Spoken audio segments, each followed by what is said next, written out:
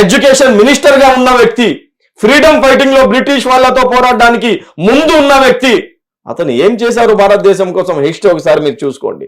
మౌలానా ఉబేదుల్లా సింధీ, మౌలానా హుసేన్ అహ్మద్ మదనీ, మౌలానా మహమూద్ హసన్ దేవబంది, మౌలానా హబీబుర్ రహమాన్ లుధియాన్వి, హాఫిజ్ జామిన్ షహీద్, ఈ భారతదేశం కోసం షహీద్ అయిన వ్యక్తి హాఫిజ్ జామిన్ షహీద్. భారతదేశ స్వాతంత్రంలో 70% ముస్లిమ్స్ ఫ్రీడమ్ ఫైటర్స్ ఉన్నారు. మీరు హిస్టరీ చదువుకోండి, బ్రిటిష్ వాళ్ళు రాసిన హిస్టరీ చూడండి, మన హిందూ సోదరులు రాసిన హిస్టరీ చూడండి. ఇంగ్లీష్ లో, తెలుగులో, ఉర్దూలో కొన్ని వేల పుస్తకాలు ఉన్నాయి. దాంట్లో కనుక మీరు హిస్టరీ చూసుకుంటే భారతదేశం కోసం ముస్లిమ్స్ ఏం చేశారు, ఎన్ని త్యాగాలు చేశారు మీకు అర్థమైపోతుంది. ఇది న్యాయం. ఏం చేశారు? లాల్ ఖిలా ఎవరు కట్టించారండి? లాల్ ఖిలా ఎవరు కట్టించారు? తాజ్ మహల్ ఎవరు కట్టించారు? జామియా మస్జిద్ ఎవరు కట్టించారు? ఖుతుబ్ మినార్ ఎవరు కట్టించారు?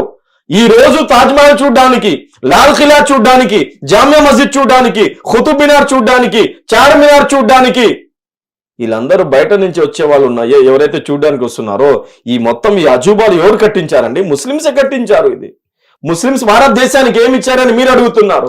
అగ్ని మీసాలు ఇచ్చిన వ్యక్తి ఎవరండి? అగ్ని మీసాలు ఇచ్చిన వ్యక్తి ఏపీజే అబ్దుల్ కలాం అండి. ఏదైతే బ్రహ్మాస్, ఇప్పుడు బ్రహ్మాస్ పైన చర్చ జరుగుతుంది. 18 కంట్రీస్ సూపర్ పవర్ కంట్రీస్ భారతదేశ ఈ బ్రహ్మాస్ అడుగుతున్నారు. ఈ బ్రహ్మాస్ ని స్థాపించడం కోసం రష్యాతో మాట్లాడి మొట్టమొదటిగా ఈ బ్రహ్మాస్ కోసం ప్రయత్నించిన వ్యక్తి ఏపీజే అబ్దుల్ కలాం గారండి. సుభాష్ చంద్రబోస్ లండన్ కి వెళ్ళినప్పుడు లండన్ వాళ్ళు చెప్పారు, మన ఇంగ్లాండ్ చాలా డెవలప్ అయిపోయింది, సైన్స్ లో డెవలప్ అయిపోయింది, ఇంత పెద్ద సైంటిస్టులు ఉన్నారు, టెక్నాలజీలో డెవలప్ అయిపోయింది, మీ భారతదేశంలో ఏముంది, ఏ డెవలప్మెంట్ ఉంది అని సుభాష్ చంద్రబోస్ కి అడిగినప్పుడు సుభాష్ చంద్రబోస్ ఏం చెప్తారంటే, అరే బేవకూఫ్లారా, మీ దగ్గర టెక్నాలజీస్ ఉండవచ్చు, మీ దగ్గర సైంటిస్టులు ఉండవచ్చు, మన దగ్గర ఒక్క మౌలానా అబుల్ కలాం ఆజాద్ ఉన్నాడు. ఈ మౌలానా అబుల్ కలాం ఆజాద్ మీ ఇంగ్లాండ్ కు చెందిన ఈ 100 సైంటిస్టుల పైన భారీ అని సుభాష్ చంద్రబోస్ చెప్పడం జరిగిందండి. అలాంటి మౌలానా అబుల్ కలాం ఆజాద్, మౌలానా హుసేన్ అహ్మద్ మదనీ ఫ్రీడమ్ ఫైటింగ్ కోసం నినాదాలు ఇచ్చి ముందు ఉన్న వ్యక్తులు, అలాగే జామియా ఇస్లామియా మిలియా యూనివర్సిటీ స్థాపించిన వ్యక్తి, అలాగే లాల్ ఖిలా కట్టించిన వీళ్ళందరూ ముస్లింసే అండి. భారతదేశానికి ముస్లింస్ ఏమి ఇచ్చారని మీరు అడుగుతున్నారు.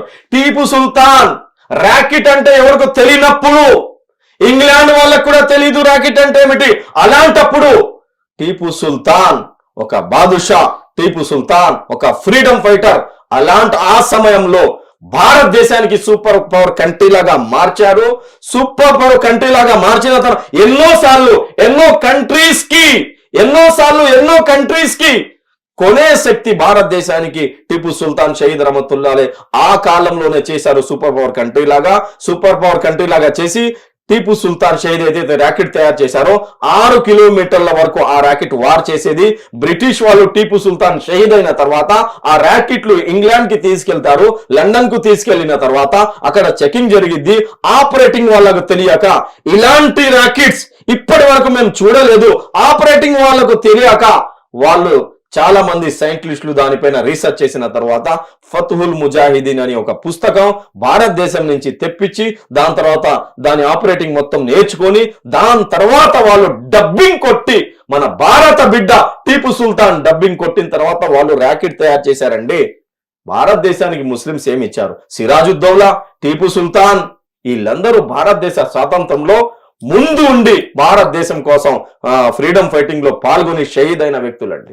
సార్ ఇప్పుడు నాణ్యానికి ఒక వైపే సార్ మీరు చెప్పేది, నాణ్యానికి రెండో వైపు లేని కాయిన్ హ్యాస్ 2 ఫేసెస్ అన్నారంటారు. ఇప్పుడు మీరు చెప్పిందన్నీ ఓకే, నేను ఒప్పుకుంటాను. కానీ ఇదే ముస్లిమ్స్ అనే వ్యక్తులు ఇప్పుడు ఇండియాని నాశనం చేయడానికి ఎంతో కొంతగా ట్రై చేశారు. ఇండియాలో ఉండి ఇండియాలోనే నాశనం చేస్తున్నట్టు ఎంతో కొంత ట్రై చేశారు. చాలా బాంబ్లాస్ట్లు అయినాయి, అది మీకు తెలుసు. సో దాని గురించి మీరేమంటారు? ఇండియాలో ఉండి ఏ ముస్లిం ఇండియాకి నాశనం చేయడానికి చూస్తున్నారండి? ఎవరైనా ఉంటే పిలుచుకున్నాండి, మేము మా చేతులతో వాడికి చంపేస్తామండి గవర్నమెంట్ ఒకవేళ పర్మిషన్ ఇస్తే. భారతదేశంలో ఉండి భారతదేశానికి నాశనం చేసిన వ్యక్తులు ఎవరో మీరు చూడండి, మీరు గమనించండి. సోషల్ మీడియా మీరు వాడుతున్నారు, మీరు మీడియా వాళ్ళు, మీరు డైలీ సెర్చింగ్ లో ఉంటారు. జ్యోతి ఎవరండి? ISI agent. పాకిస్తాన్ తో సంబంధాలు పెట్టుకొని పాకిస్తాన్ వాళ్ళతో లవ్ చేసి పాకిస్తాన్ వాళ్ళు మంచిగా నచ్చారంట ఆమెకు. 2 సార్లు పాకిస్తాన్ వెళ్ళొచ్చింది. ISI ఏజెంట్ జ్యోతి ఎవరండి? ఆపరేషన్ జ్యోతి ఎవరండి? జ్యోతి మల్హోత్రా. జ్యోతి మల్హోత్రా ఏదే ట్రావెల్ విత్ జో అని యూట్యూబ్ ఛానల్ నడిపిస్తుంది. ఎవరండి? ముస్లిం అతను. ఏ మతానికి సంబంధించిన వ్యక్తి? 6 ఎవరైతే దొరికారో దొంగలు, ఉగ్రవాదులు, ఐఎస్ఐ ఏజెంట్లు, పాకిస్తాన్ వాళ్ళతో డబ్బులు తీసుకొని, పాకిస్తాన్ వాళ్ళతో అమౌంట్ తీసుకొని, పాకిస్తాన్ వాళ్ళతో ఐఎస్ఐ వాళ్ళ ఏజెంట్ లాగా పనిచేసే ఈ వ్యక్తులు ఏ మతానికి సంబంధించిన వ్యక్తులండి? అలాగే ప్రదీప్ అని ఒక సైంటిస్ట్, డిఆర్డిఓ ఆఫీసర్ 2023లో పాకిస్తాన్ తో సంబంధాలు పెట్టుకొని డబ్బులు తీసుకొని భారతదేశంకి నాశనం చేయడానికి ప్రయత్నం చేసిన ఒక ఆఫీసర్ ప్రదీప్ ఏ మతానికి సంబంధించిన వ్యక్తి అండి ఇతను? ఉగ్రవాదులకు ఉగ్రవాదుల లెక్కలో చూడండి, ఉగ్రవాదు నిఘాతో చూడండి. ప్రదీప్ అయినా, జ్యోతి అయినా, ఇంకా ఎంతమంది అయితే 6 మంది ఇక్కడ దొరికారో దొంగలు, ఉగ్రవాదులు, దేశ ద్రోహులు, వాళ్ళు దేశ ద్రోహులు. హిందూ అయినా, ముస్లిం అయినా, క్రైస్తవుడైనా, సిక్ అయినా, ఏ మతానికి సంబంధించిన వ్యక్తి అయినా ఈ భారతదేశంలో ఉండి భారతదేశ నీళ్లు తాగుతూ, భారతదేశ పంట తింటూ, ఈ భారతదేశంలో ఉండి భారతదేశంతో ఒకవేళ ఎవరైనా గద్దారి చేస్తే వాళ్లకు శిక్ష ఇవ్వాలని మేము గవర్నమెంట్ తో శిక్ష ఇవ్వాలని కోరుతున్నామండి. సార్ ఒకే ఒక మాట, ఎస్ ఆర్ నో, ఒకే ఒకటి చెప్పండి. నాన్ ముస్లిమ్స్ ని చంపమని ఖురాన్ లో ఉందా లేదా? ఒకే ఒక మాట. నాన్ ముస్లిమ్స్ కి చంపమని ఖురాన్ లో ఎక్కడ కూడా లేదండి. పూర్తి ఖురాన్ మీరు చదవండి కావాలంటే. మరి ఎందుకు ఇప్పుడు ఏదైతే ఇప్పుడు మదర్సాలో అసలు ఏం ముష్రికీన కాఫా, ఎవరైతే ముష్రికీన్లు ఉన్నారో వాళ్లకు చంపండి అని ఖురాన్ లో ఉంది. అది ఏ ముస్లిమ్స్, ఏ ముష్రికీన్ అంటే నేను చెప్తున్నాను వినండి. ప్రవక్త ముహమ్మద్ సల్లల్లాహు అలైహి వసల్లం వారి కాలంలో ఇస్లాంలో వచ్చిన వాళ్ళపైన ఎవరైతే ముష్రికీన్లు, ఆ కాలంలో మక్కాకు సంబంధించిన ముష్రికీన్లు ప్రవక్త ముహమ్మద్ సల్లల్లాహు అలైహి వసల్లం పర్, ఇందాక నేను చెప్పాను లేదని, అన్యాయంగా ఎవరికి కూడా చంపమని ఖురాన్లో లేదు.